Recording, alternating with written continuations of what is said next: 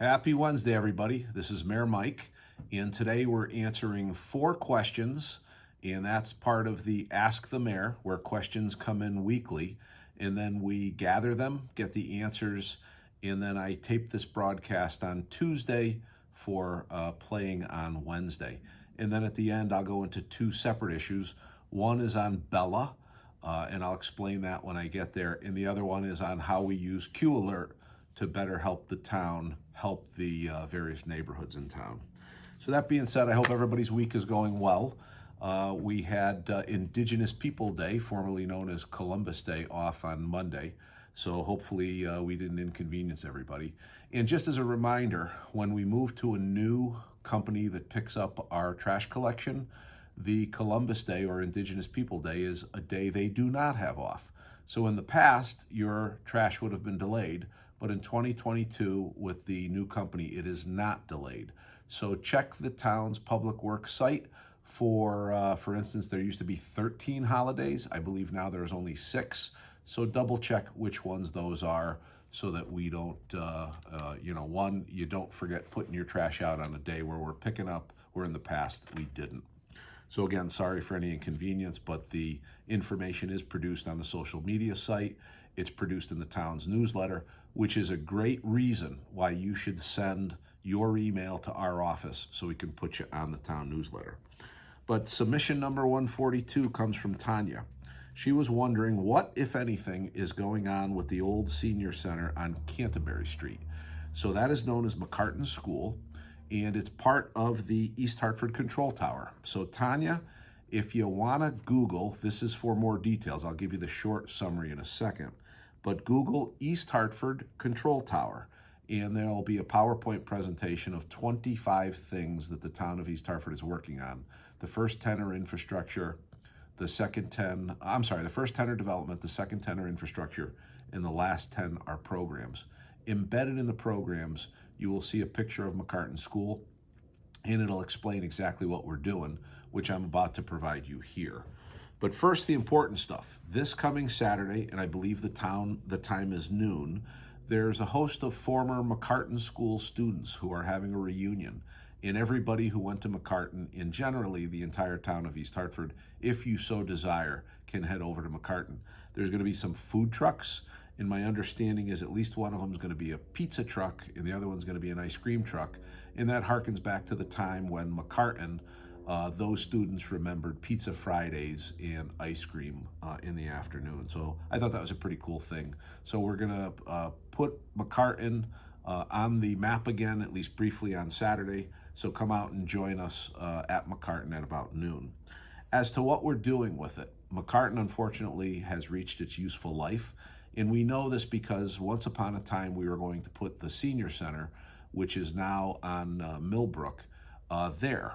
And we had an architect in, we had several engineers, and it's just near impossible to take an elementary school with very small classrooms.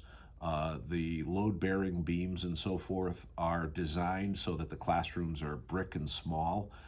Even the restrooms are set for, the toilets are for, 7 to 12-year-olds, not adults or senior citizens. So unfortunately, McCartan has gone into a mothballed status. We have the Y there that runs roughly a very small daycare facility for a set number of children, and they're renovating their site on Main Street. So they will be out of McCartan School probably late February or early March. We're concurrently doing surveying, engineering, and we'll be asking the town council in short order for an ability to demolish that. It will lay fallow for probably the better part of a year, and in late 2023, early 2024, the town will put a request for proposal out for housing. We think 16 houses can go there, although we would welcome perhaps condominiums or something else based on the need of the community. But let's for the moment think it's going to be houses. And based on the topography and the other houses in the area, we see raised ranches as being a distinct possibility. People like new construction, that's a quiet neighborhood, and we certainly don't want to upset the neighbors anywhere around there. But to me, this is how a community grows, by adding people. It's how we add generational wealth. You don't get that with an apartment, but you do get it being in your own home. So again, all good things for the community, but we want to keep an eye and balance the needs of the citizens around it. So Tanya, that's the answer to your question. Come join us on Saturday. Check out the East Hartford Control Panel. Wait for new housing in about 2 to 3 years. Question number 143 comes from Richard. Is the town going to be closed for Juneteenth 2023? And the answer, Richard, is no. The town is covered by 6 collective bargaining agreements, and the Board of Education is covered by 6 collective bargaining agreements. And currently there's approximately 13 holidays in each one of those contracts. And when you talk about police and fire, they have to be on call no matter what. Juneteenth or no Juneteenth, we have to staff the police station and the fire stations. They're on 24/7, and they get an additional stipend as part of their contract to be paid for those holidays.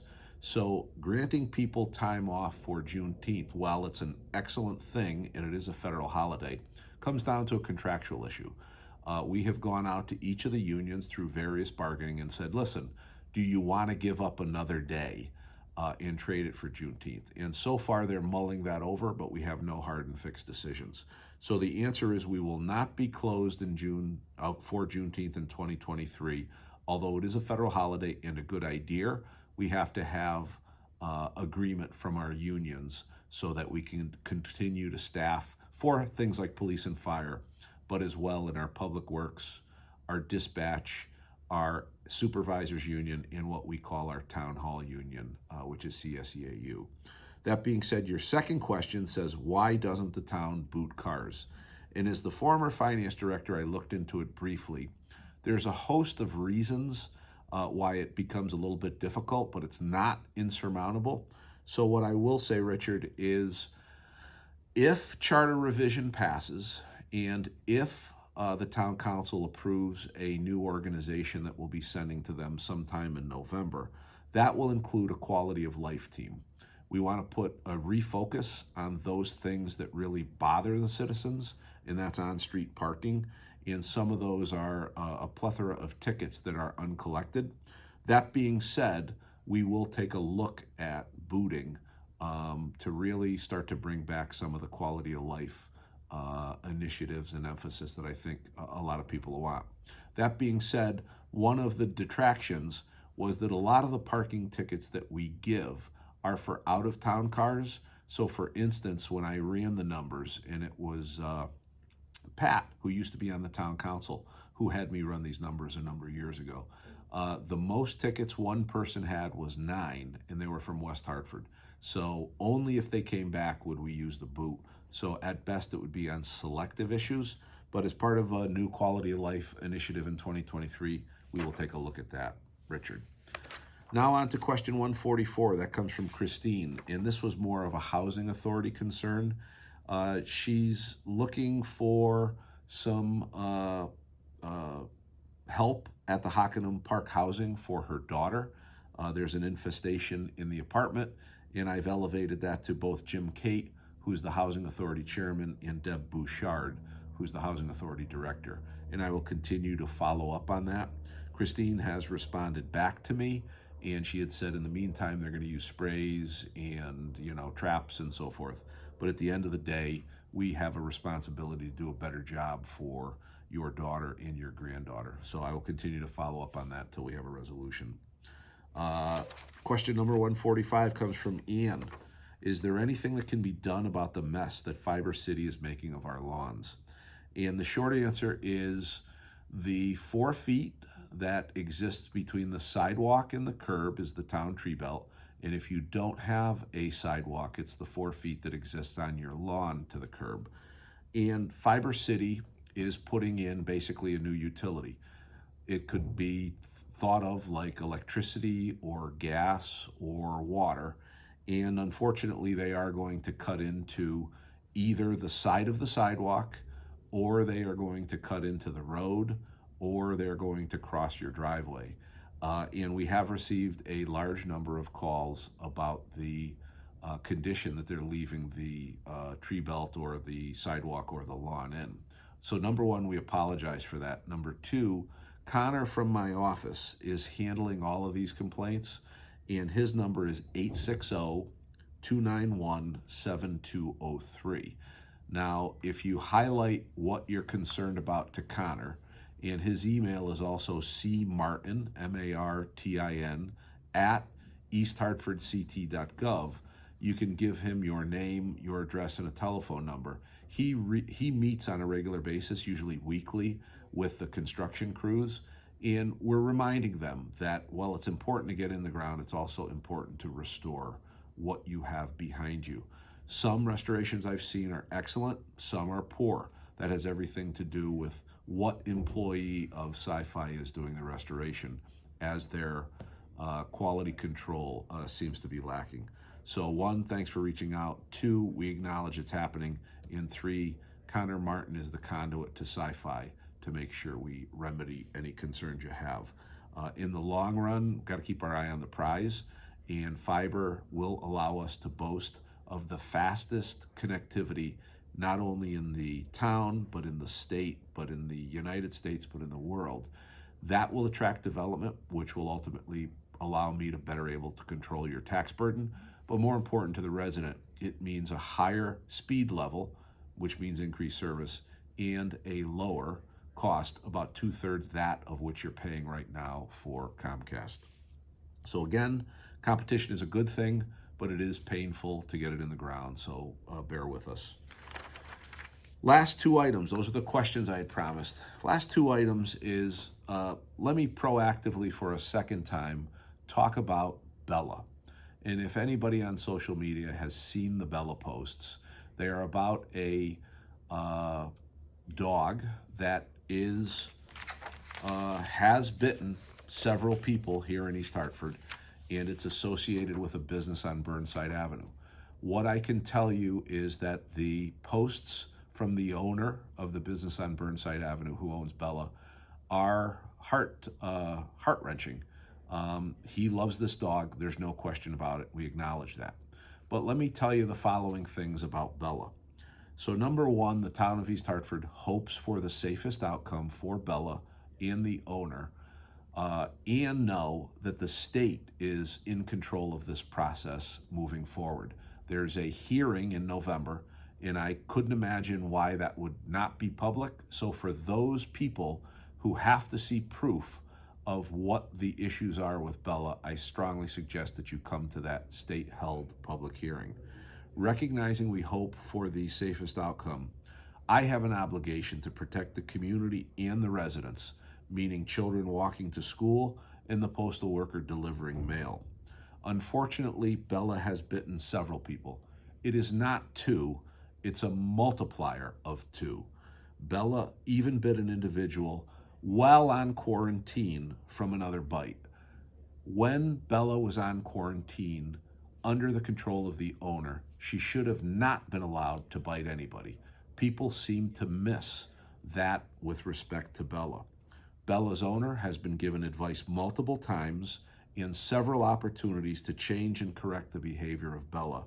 But at this point, Bella's behavior has not changed. Multiple veterinarians are unable to treat and assess Bella due to her aggression. Animal control officers are put at risk daily while we care for Bella, but we also understand Bella is being cared for in a very safe and efficient manner. Bella rests comfortably daily. We are following the law because we have an obligation to protect the community. The animal control officer, who is being called terrible things on social media, was simply doing her jobs.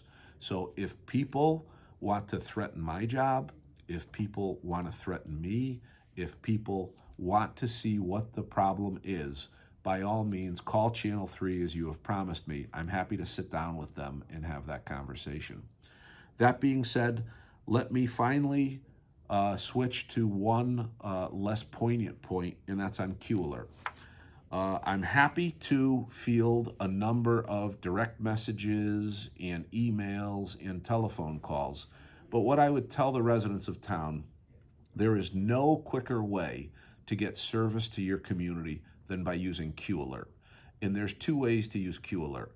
You load it as an application on your phone, just as you would any other app. Or two, you go onto the town's website, and I believe it's under service request on the front page. By following that, you can report a car that's parked on the lawn. You can report a zoning issue. You can report a blight issue. You can report a trash issue. Help us help you, and use Q Alert. The second you hit return on Q Alert, that goes to the proper department, and I'm able to follow up on it. If people don't use Q Alert and they're frustrated with the town's response, the first thing I'm going to ask is, did you put it in Q Alert so I can hold the departments who are responsible for cleaning that up or addressing it? I can hold them responsible for your question. If it's not in Q Alert and it's only on social media, there's not a thing I can do, because I don't monitor social media to the degree that I pull off every complaint on social media. So again, if you want your community to be a better place, load the app to your phone, go to the town's website, and in the event you're not technology savvy, we completely understand that. Call my office, call Kate, call Connor, call Brian, call Mike. Whatever the case may be, we will put it in Q Alert for you. But by establishing a record, we have the ability to go back and hold our departments accountable for the work that they need to do for your community. So today is Wednesday. This is Mayor Mike. Thanks for the time and the indulgence in listening to this, and I look forward to seeing your questions for next week. Take care.